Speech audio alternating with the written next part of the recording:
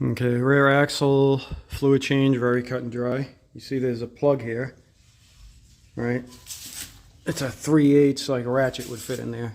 You pull that out, you drain the fluid, and when the fluid's drained, you take this one out.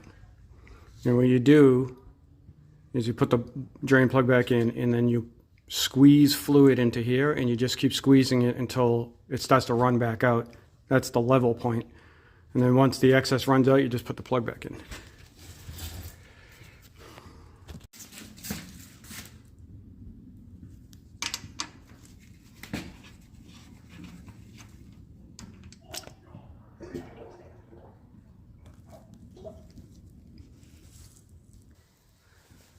Alright, you see how it's coming out now? You can see it's like level in there.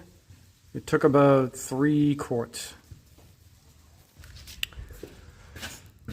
So when you're tightening it, and the same with the drain plug, you know, you can give it a good snug. It's a pretty beefy thing. You can tighten it pretty good, but what you actually want to do, and I didn't mention it or show you, was on the drain plug and on the fill plug, it's got a magnet built in.